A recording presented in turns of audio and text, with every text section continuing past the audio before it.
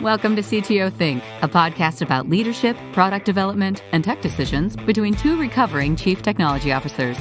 Here are your hosts, Don Vandemark and Randy Burgess. Hey, Don, what's up? This week, getting a lot of work done early in the week because tomorrow we head up to Gainesville to participate in the Gator 100 ceremonies, I guess.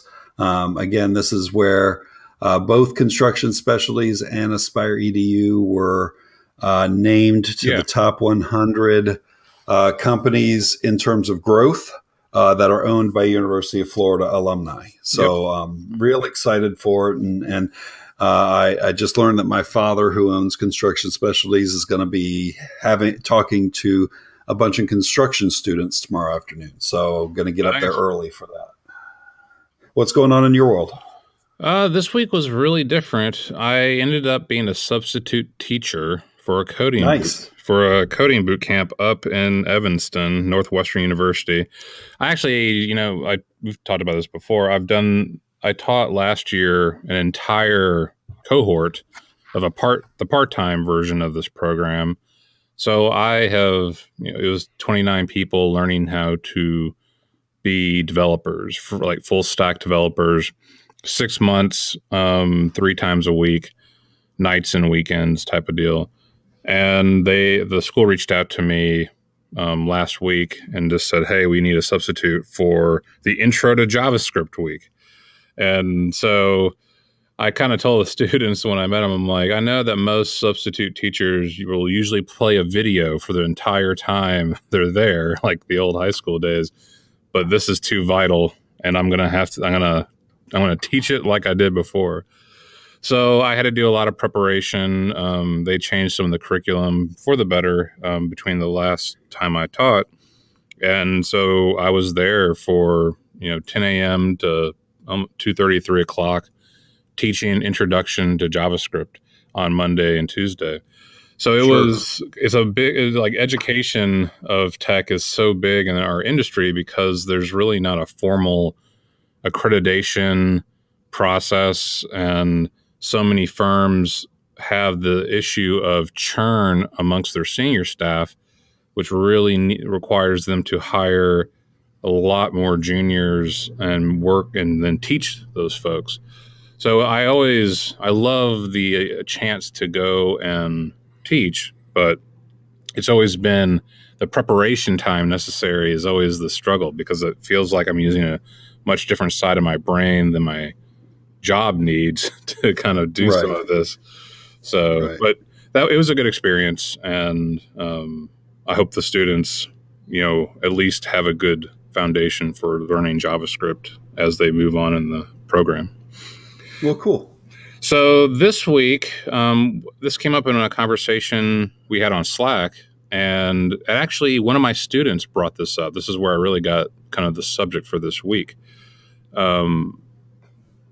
About hosting on like a cloud provider, managed hosting versus self-hosting.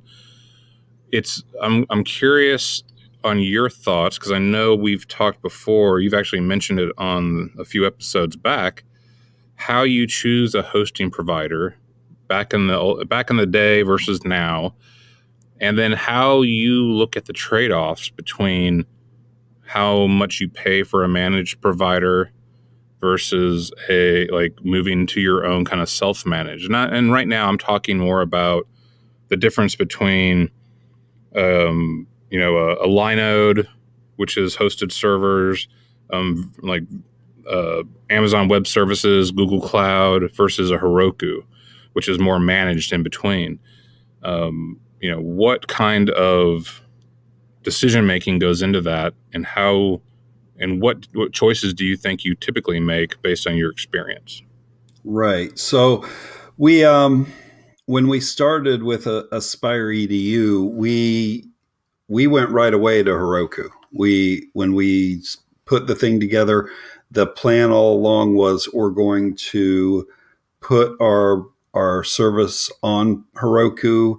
We're going to essentially outsource our DevOps team, let Heroku manage a lot of that, and all we have to do is set everything up to work in Heroku, and then for the most part, we don't have to do a lot of DevOps stuff. And that was an important consideration. We're a small team. Adding a full-time DevOps person to do only that would have been significant. And while it would have been nice to have in some instances, would have been a waste of their talents in others, because we don't have enough that we do. So that was the decision we made at that point. And I think the conversation's changed even more lately. You've got your hosting with Linode or DigitalOcean, those companies. You've got your platforms as a service, which is Heroku, Azure, to some degree AWS. And then nowadays you've got, which I find a very interesting term, it's slightly oxymoronic. You've got your serverless, which is still, it's kind of an odd mix, but that's your Azure Functions, your Amazon Lambda. It's a very specific flavor of those cloud providers. So we have not dug into that yet. I don't think our service is at a point where we want to go that direction, but that's another consideration as well. What about you? Well, if I go back in time to how it started, and maybe the listener can relate to some of these scenarios. Like, I started working at a small financial firm called Horizon Cash Management, and they hosted everything from a desktop computer with a normal Windows operating system stuck in the middle of the office. And over the next 10 years, I had to go from a computer in the middle of the room that people could kick and knock over and accidentally step on a cord. And then I moved us into a closet in the office that we had to have air conditioning and do our best to make sure there's no moisture that's ever going to get in there, as well as a professional kind of rack that we were loading servers on. But I had to spend my time maintaining things, as well as anyone that I hired would also be spending time maintaining hardware, to pushing all of trying to remove those servers and push them out to cloud operations as cloud providers, service providers started becoming more of an option. And at every step of the way, the less that we did on our side was financially and strategically beneficial. I can't think of a scenario where we outsourced to a cloud provider something that I regretted, like, the trade-off was worse. We should have kept that in-house. And everyone's scenario is different. We kind of kept things very basic because we outsourced a lot to a big, we were a financial firm. We had a lot of, SEC regulations that we had to follow based on who we dealt with. And I outsourced all that to another company or to the bank to say, you are the ones that keep us in compliance, and we're going to pay a fee to have that. And the only thing that we had to do was really keep our records straight for audits and such. But I think now, and what my student asked me the other day was, so they're new and they're trying to build an app, and then why they're in the class is to build an app. And they're like, so should I use Heroku or should I use Amazon straight? It doesn't make sense to me to pay Heroku to do something that I can do. And the way I broke it down for him for that moment, that scenario was, how many hours do you need to build your product? And how many hours do you think you're going to be on Amazon Web Services figuring out how to maintain an EC2 computer instance, a server instance? And then after you do those two estimations, tell me what the time value of your money is right at that point. And then see if at a development level, the free servers on Heroku are too costly. And then ramp up to what you would pay for the Postgres database hosting at $50 a month for the professional. And a dyno is $25. You'll probably have at least one web worker. That's another $25. You're talking about roughly $100 a month at the beginning with Heroku. Now, if you can tell me that your time is so cheap that you'll never hit that $100, like you'll spend all that time on AWS and you won't reach that $100, then okay, yeah. But I think everybody in development, if you're trying to do a full stack app, is going to find that $100, unless, depending on how much cash you have on hand, $100 at the start is not a big price. Right. But then if you go into the deeper question with a firm with an existing app on Heroku, that completely changes. That story changes. That's where I know you are now. Right. And so that's why, like, I guess I'm going to pitch back to you. When you've explored going to, like, leaving Heroku as a possibility, what are the factors that are weighing most on you for that decision? It's the same decision it was at the beginning. Yeah. How much of our DevOps work can we leave outside? Can we outsource? We are in the middle of refactoring everything. Our biggest refactor at the moment is, right now we have a single database for our system. Yeah. And it's a bit bulky. So there are two problems with the way we have the application designed right now. The database is bulky because it holds all the information, and if somehow bad data gets past our checks, yeah, and brings the database down, it doesn't bring it down for just that one client. It brings it down for all the clients. Yeah. So that's really my focus, is we're refactoring towards being able to split that database out so that if something causes a database to go down, it only affects that subset of clients. It doesn't affect everybody. Fortunately, we haven't had many of those. So it's been a smaller issue, but this is one of those things of always looking forward, always trying to make the system more resilient. So then more anti-fragile. Let me ask a different question then. To me, redundancy is kind of what you're striving for to some degree with that problem. But what would you say is the biggest negative for you using a cloud provider? Like, not necessarily just Heroku, but any cloud provider versus doing it in-house. What do you feel is the biggest negative?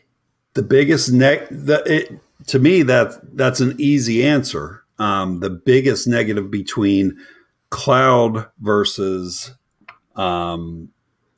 local is cost. You're paying for a lot of that. The second biggest one, I guess, to some degree, would be a slight lack of control. But if you don't have the people in-house to fine-tune that control, you're not going to miss that a whole lot. Yeah. So now I'll put it this. I will say this. The other thing is, there are times, and we've all seen it, where Amazon Web Services East will go down. Yeah. Okay. Now, we know that happens because everybody is down when that happens, because everybody's on Amazon Web Services.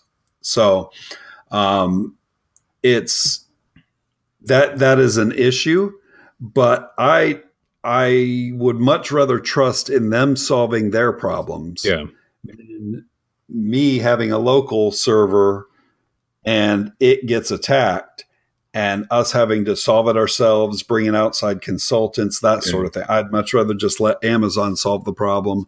For the most part, if Amazon's got problems, a lot of people have problems, and we're just one of those. Now, would we like to be more resilient? Sure. And part of what we're doing will make it so that we're better able to move. Yeah. If something significant went on with Amazon to where we had to get off, we'd have that ability to do it much easier than we do now. We still can now, but it's a major effort. So the two items that you talked about as negatives for cloud hosting, managed hosting, was cost and lack of flexibility. And I understand the lack of flexibility. The cost factor is where I guess without you spouting numbers related to cost, that's what everybody I hear when I talk to other people. When I talked to that student, he was like, but I think Heroku costs too much. And I hear other people say, well, we want to get off of Heroku. I'm part of a CTO network that people have talked about getting away from Heroku because their server costs were getting too high. And what I never hear is the story of after they switched, what were they saving? Because people seem to leave out the DevOps person in the equation of their cost estimation. They look at the server cost or the dyno cost on Heroku, but they don't ever talk about, okay, if we're switching operations, we're probably, if you want that redundancy, if you want all the services that Heroku is providing done for yourself, you kind of need a full-time or at least part-time DevOps person that's senior to run that stuff, at least from my experience. And so then you're talking, like, I don't know how you're going to find that key person for less than $70K maybe a year. And it's an additional that'd be an inexpensive. Yeah, like I'm just trying to be nice on the cost. I think I always think of it as $100K, and I'm like, okay, if we're getting up there where our fees per year are around $100K with hosting, then I'm actually now in the realm of worrying about if I'm paying too much on a managed hosting level, regardless of if it's Heroku or somewhere else. But I still, like, every time I talk to someone or read it, I always bring up, well, what is the engineer cost that you're going to have do that work?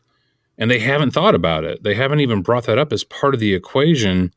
And I don't know if it's because they have a sunken cost idea that I've already got an employee, or they don't realize, are you going to hand that off to a coder that has never worked in a Linux environment or something?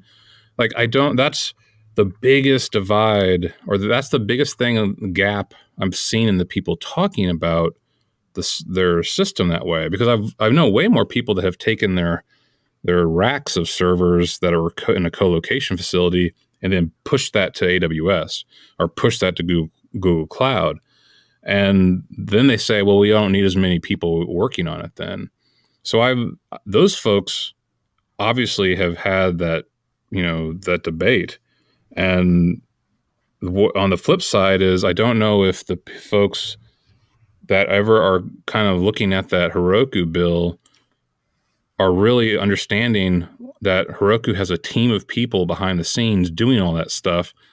And that's what part of the fees are for, versus you're just paying for the same server you could have on AWS, except now there's a markup to it. And I'm like, right. Well, if you move it to AWS, every time I put my hands into AWS, I have to deal with kind of confusing but improving documentation over the last few years.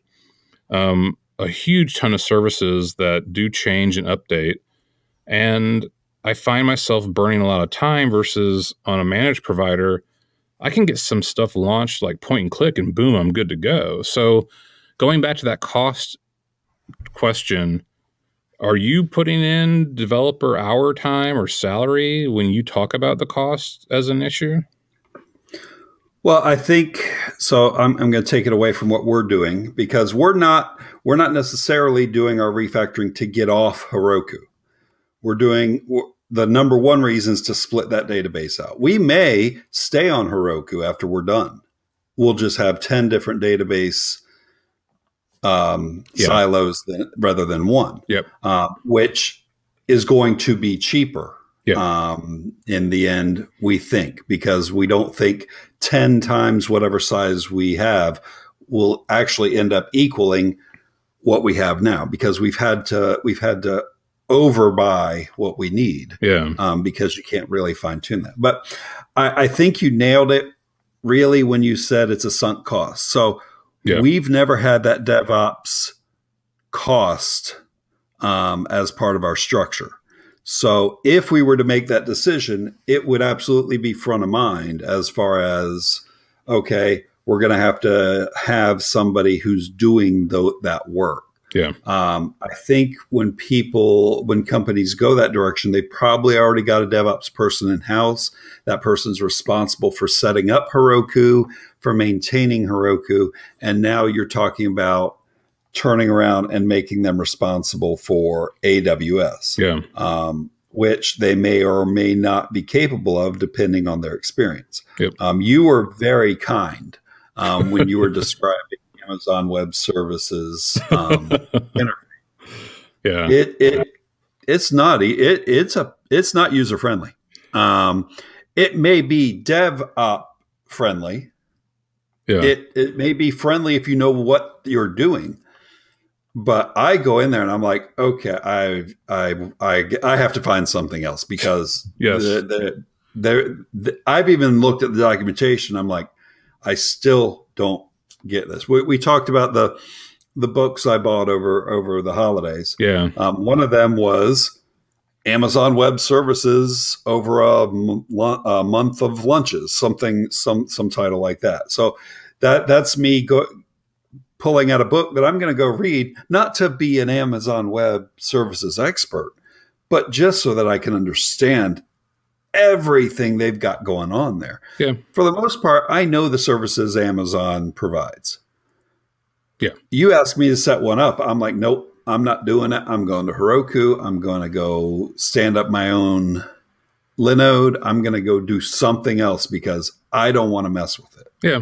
The service providers around the add-ons on Heroku are essentially creating, they're abstracting the complexity around what you just complained about. And I agree with the complaint. I think the difference between you and I is that for the matter of work I had to do, back when it was horrible documentation, I had to learn a few of the services and then figure them out. Now they are making efforts to improve the interface. It's been in the last year.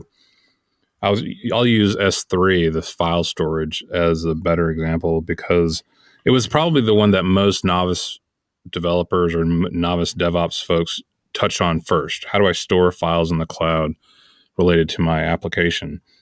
And it was really hard to understand every permission and stuff that went into it. Now it's way more straightforward. And I was like, oh, they're making this so that you could almost host your own Dropbox without some of the complexity that was there before. But yeah, that's a big deal. I do sympathize with that feeling of I just want to get a transcoder going. I just want to transcode a video into multiple web file formats. And how much work it took for me to do back in the day to get that process going. Now, the flip side is that after I got it going, that thing's been running for 4 years, and I really haven't changed it at all. It's still running. Sure. So, to Amazon's credit, the stability of their platform, and despite all the changes around it, has been really, really good. I don't know if you've ever looked at the Google Cloud stuff, what your opinion of that would be. I have not dug into that as much as I have dug into Amazon Web Services. So I can't speak to it all that much. Azure is the same way. When a couple of years ago at a different place, we were starting to dig in on a bunch of Microsoft stuff. So we lightly touched on Azure, but we never got to the depth to where I actually understood how it compared. Yeah. Well, I will give you a suggestion, even though you're not asking for it, which is probably what else is new. What else is new?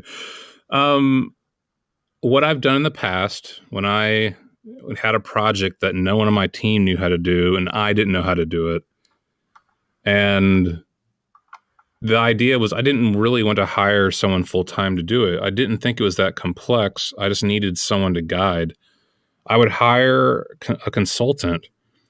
And let's say let's pull something out. You want to do SMS text messages through the Google notification system or something like that. Sure. And I would go and find a consultant that said, we're professionals. We get these kind of things set up on Amazon Web Services. DevOps. And then part of my pitch, my requirement to them is I'm going to pay you your rate to get this project done, but you have to do it while pairing with me. Right. And then they would walk me through. And every time I've done that, there's a little surprise on the consultant's part that, hey, someone that's hiring me cares to even see me do this. But they always, I can't remember a time, and I've only done it maybe 3 times as in a management role, but every time that person was over enthusiastic about teaching me what I needed to know. We were pairing during it, and so I saw the work they were doing, and they knew that they were basically working their way out of that project. They weren't going to come. I wasn't going to come back to them for it, but they also knew I would go back to them for another related item if I needed it, and that it worked out really well. So the other flip side would be that consultant could teach someone else on your team too. In this case, it was just me, but that's how I always approach outsourcing of consulting for that type of thing. And it's always worked out well where I developed skills to bring it in-house, but I started out with an external provider that would at least set me up correctly and then teach me how to do it again and then maintain it. So that's the advice I would give. Yeah, that actually fits something we're doing at Aspire EDU. We are looking into Kubernetes as a way to go. And one of the things we're evaluating is our lead developer has been digging in on Kubernetes and found this company that A, has a Kubernetes platform, and B, after we talked to them about what we needed, they're like, yeah, I don't know that you need our platform. But the other thing we do is we do consulting for setting up of Kubernetes and making sure your setup is proper and that it does everything you want, and we'll teach you along the way.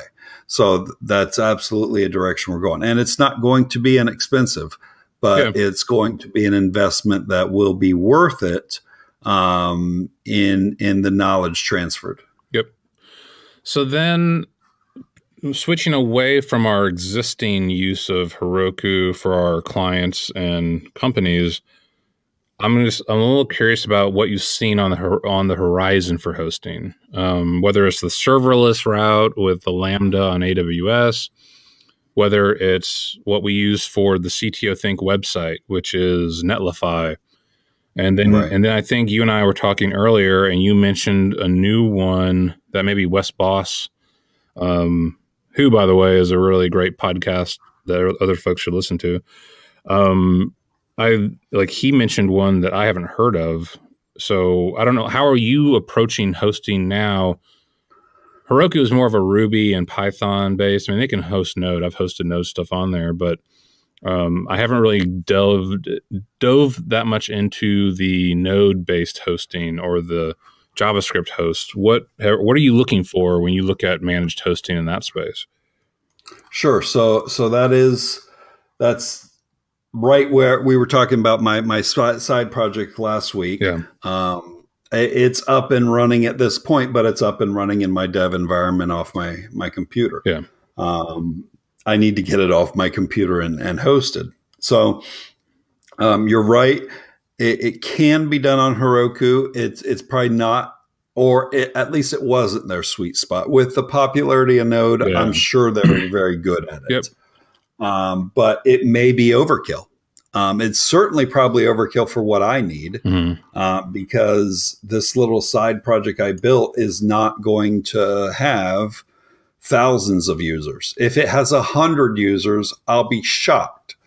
So I can keep it somewhat small. So I was leaning towards just spinning up a Linode or DigitalOcean server, and just making sure it ran there. Because if I can do it on my development environment, I can certainly do it there. It doesn't have to be enterprise sturdy. There are things I can do to keep the DevOps effort down. But you're asking about what's in the future. This one I'm looking at is called Now, and it's just global deployments. It's by Zeet, I believe. ZEIT is the name of the company. And it is, as far as I can tell, it says it's just real-time global deployments, but I have a feeling it's node flavored. It's certainly aiming for that. Yeah. It can probably stand up other things, but that's certainly where I think its strengths are. Yep. And it's just a command line. I guess Heroku is just a command line deploy too, but this looks like it's even simpler than what you do on the command line Heroku. Yeah. Future, yes, I think serverless is in the discussion of the future. Serverless is not the answer everywhere. Yeah. And that's just where I'll say you're piecing together your services a la carte almost. And again, as that matures, Azure Functions, Amazon Lambda, they're all going to make that easier to just slap in whatever service you need. I mean, I kind of feel like serverless is a joke buzzword, because when you look at managing a server versus a dyno and Heroku, it's serverless as well. Like it's not. Yes, agreed. I don't do anything that a DevOps person does on a EC2 server. Like I just kind of tell Heroku, hey, give me an extra one. Oh, like ramp it down. Like I don't do anything there. So I feel like it's a buzzword that you are using a server, by the way. It's just that you don't know anything about where it is, or you don't even care about ramping it up, because I guess in theory, the provider is doing that for you. I'll go a step further. And not to denigrate serverless, because it's still growing and still, I'm sure it works great. Again, have not deployed anything in it.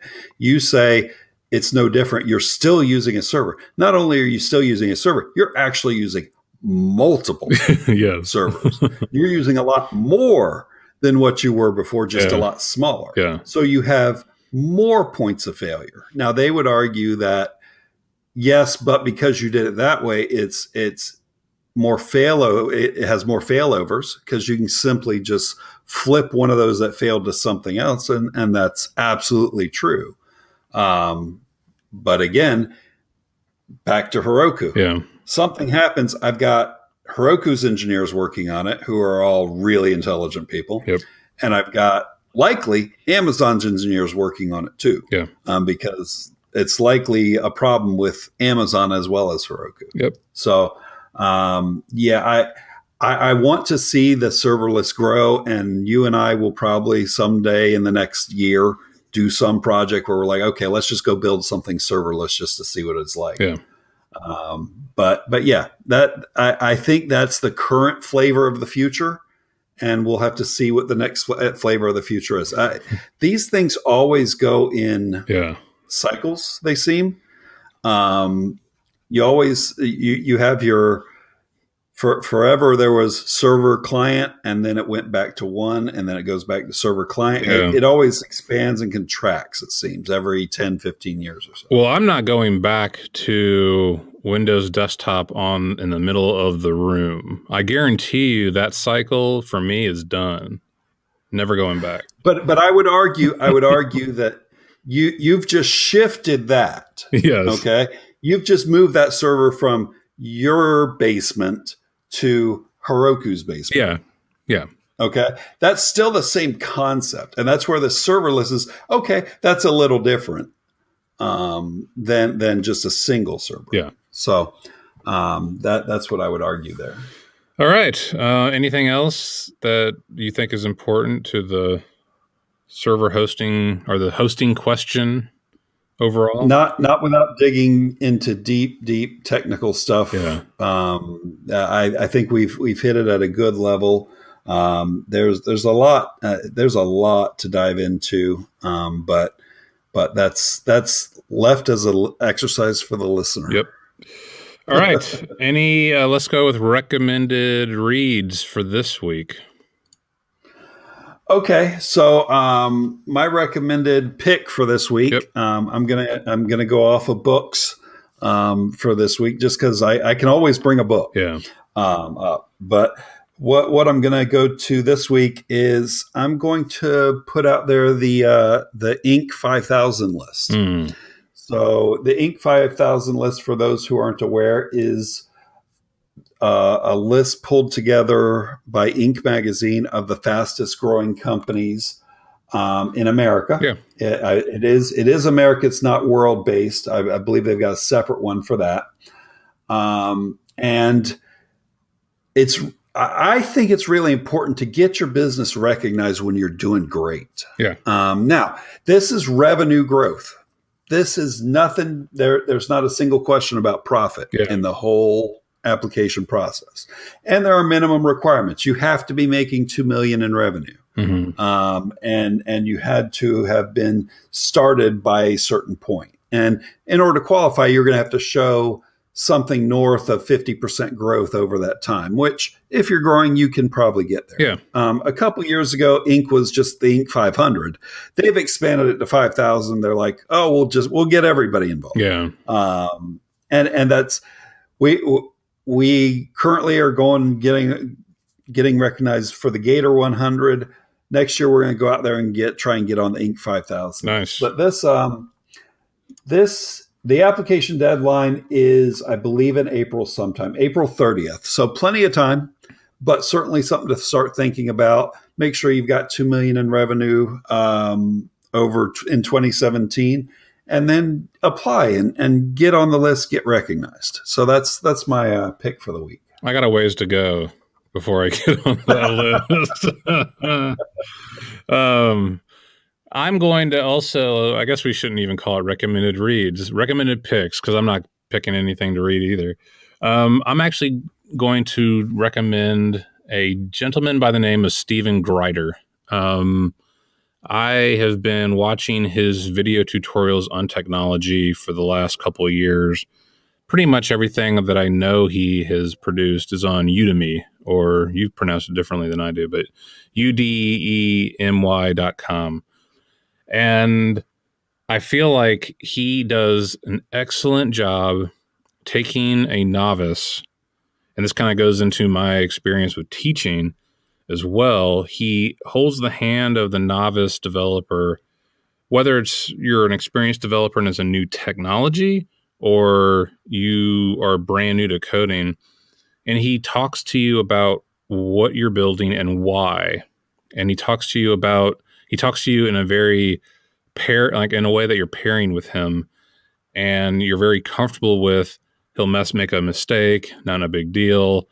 He'll bring up things that people may hear about, and he'll kind of shrug it off as it's not that important to be concerned with. And he'll bring up issues that he's like, I don't totally agree with this point, but I'm going to show it to you anyway. And you feel that he really understands what a person trying to learn tech needs to know. And then he takes you into the actual production of the code to build something. And I've used him for a lot of React-based stuff, React Native, GraphQL is what I've been doing lately. He's got a really wide range of technologies that he's teaching. And I feel like for anyone that is either they want their team to watch quality videos or tutorials to learn things, I feel like some of the stuff he teaches is better than you would get in a group classroom setting, because it's so personable and so well done and thorough.